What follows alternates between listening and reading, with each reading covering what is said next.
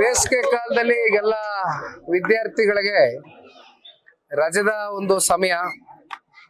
ಹಾಗಾಗಿ ಒಂದು ಬೇಸಿಗೆ ಶಿಬಿರವನ್ನ ಈ ವರ್ಷದಿಂದ ಪ್ರಾರಂಭ ಮಾಡಬೇಕು ಅಂತಕ್ಕಂಥದ್ದು ನಮ್ಮ ಸಾಮಾಜಿಕ ಜಾಲತಾಣದಲ್ಲಿ ಕೆಲಸ ಮಾಡ್ತಕ್ಕಂಥ IT ಸೆಲ್ನ ಹುಡುಗರುಗಳೇನಿದ್ದಾರೆ ಅವ್ರ ಜೊತೆ ಕೂತು ಕಳೆದ ಒಂದು ತಿಂಗಳಿಂದನೂ ನಿರಂತರವಾಗಿ ಈ ಕಾರ್ಯಕ್ರಮ ಯಾವ ರೀತಿ ಹೋಗಬೇಕು 5 ದಿನಗಳ ಕಾಲ ಅಂತಕ್ಕಂಥದ್ದು ಪ್ಲಾನಿಂಗ್ ಅನ್ನ ಮಾಡ್ಕೊಂಡಿದ್ದೇವೆ. ಇವತ್ತು ಮೊದಲನೇ ದಿನದ ಕಾರ್ಯಕ್ರಮದ ಒಂದು ಚಾಲನೆಗೆ CS ಪುಟ್ಟರಾಜಣ್ಣ ಅವರು ಜೊತೆಯಲ್ಲಿದ್ದಾರೆ, ಅಂದಾನಿ ಸಾಹೇಬ್ರಿದ್ದಾರೆ, ಜಿಲ್ಲಾಧ್ಯಕ್ಷರು ರಮೇಶ್ ಅಣ್ಣ ಅವರು, ರಾಮಚಂದ್ರ ಅವರು, ಅನೇಕ ಜನ ಪಕ್ಷದ ಮುಖಂಡರು. ಇದು ಒಂದು ಪಕ್ಷಾತೀತವಾದಂತ ಒಂದು ಕಾರ್ಯಕ್ರಮ ಅಂತಕ್ಕಂಥದ್ದನ್ನ ನಾವೆಲ್ಲರೂ ಭಾವಿಸಿದ್ದೇವೆ. ಈಗಾಗಲೇ ತಾಲೂಕಿಂದ ಹತ್ತತ್ರ 320ಕ್ಕೂ ಹೆಚ್ಚು ವಿದ್ಯಾರ್ಥಿಗಳು ಬಂದು ಈಗಾಗಲೇ ಈ ಒಂದು ಕಾರ್ಯಕ್ರಮದಲ್ಲಿ ಇವತ್ತೇನು ಪಾಲ್ಗೊಂಡಿದ್ದಾರೆ. ಇನ್ನೂ ಬಹುತೇಕರು ಬರ್ತಕ್ಕಂಥದ್ದಿದೆ. ಹಾಗಾಗಿ ಬೇಸಿಗೆಯ ಈ ಒಂದು ಕಾಲದಲ್ಲಿ ಇವತ್ತು ಡ್ಯಾನ್ಸ್ ಇರ್ಬೋದು, ಕರಾಟೆ ಇರ್ಬೋದು, ಅಥವಾ ಕಲೆಗೆ ಸಂಬಂಧಪಟ್ಟಂತ ಯಾವುದೇ ಒಂದು ವಿಚಾರ ಇರ್ಬೋದು, ಎಲ್ಲದರಲ್ಲೂ ಒಂದು ಪ್ರೋತ್ಸಾಹ ಕೊಡ್ತಕ್ಕಂಥ ಒಂದು ಕೆಲಸ ಆಗಬೇಕಾಗಿದೆ ಮುಂದಿನ ಭವಿಷ್ಯದ ಪೀಳಿಗೆಗಳಿಗೆ. ಆ ಹಿನ್ನೆಲೆಯಲ್ಲಿ ಈ ಕಾರ್ಯಕ್ರಮವನ್ನ ಚಾಲನೆ ಕೊಟ್ಟಿದ್ದೇವೆ. ಚೆನ್ನಾಗಿದ್ದಾರೆ, ಡೆಲ್ಲಿನಲ್ಲಿ ಇದ್ದಾರೆ. 14ನೇ ತಾರೀಕು ಕ್ಯಾಬಿನೆಟ್ ಇದೆ, ಕ್ಯಾಬಿನೆಟ್ ನ ಅಟೆಂಡ್ ಮಾಡ್ತಾರೆ. ಆರೋಗ್ಯ ಚೆನ್ನಾಗಿದೆ, ಯಾರು ಕೂಡ ಆತಂಕ ಪಡ್ತಕ್ಕಂಥದ್ದೇನ್ ಬೇಡ.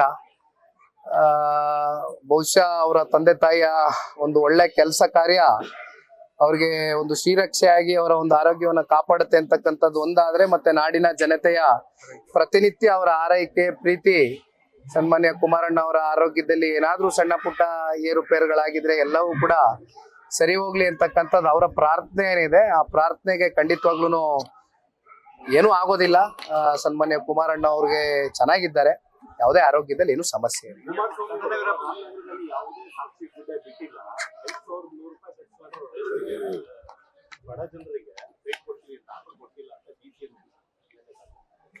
ಈಗ ಅಂತಿಮವಾಗಿ ಈ ರಾಜ್ಯದ ಉಪಮುಖ್ಯಮಂತ್ರಿಗಳಿಗೆ ನಿನ್ನೆ ದಿನ ಅದೆಂತದ್ದು ಅವರ ಕಾಂಗ್ರೆಸ್ನ ಆರ್ಗನೈಸೇಷನ್ ಸಂಬಂಧಪಟ್ಟಂತೆ ಯಾವುದೋ ಒಂದು ಸಮಾವೇಶ ಮಾಡ್ಕೊಂಡಿದ್ದಾರೆ.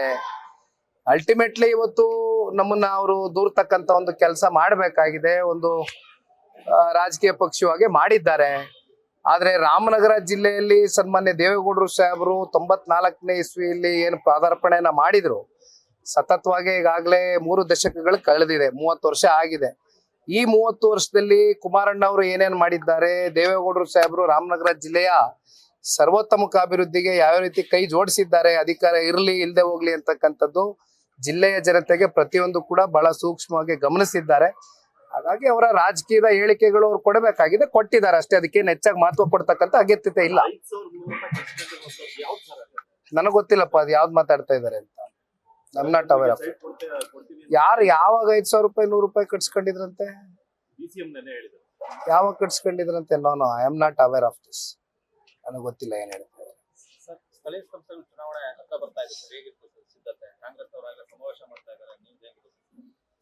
ಈಗ ಜೂನ್ ತಿಂಗಳಿಂದ ನಾವು ಇಡೀ ರಾಜ್ಯಾದ್ಯಂತ ಪುಟ್ಟರಾಜಣ್ಣ ಅವರು ಹಿರಿಯಕರು ಇಲ್ಲೇ ಇದ್ದಾರೆ, ನಾವೆಲ್ಲರೂ ಕೂತು ಚರ್ಚೆಯನ್ನ ಮಾಡಿದ್ದೇವೆ.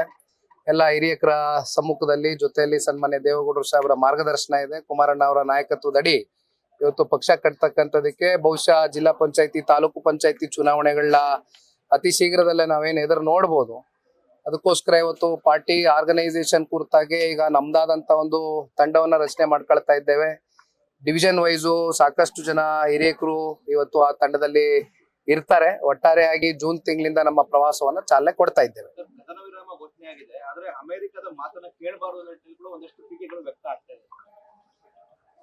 ಯಾರು ಯಾರ ಮಾತನ್ನ ಇಲ್ಲಿ ಕೇಳ್ತಕ್ಕಂತ ಪ್ರಶ್ನೆ ಏನಿಲ್ಲ.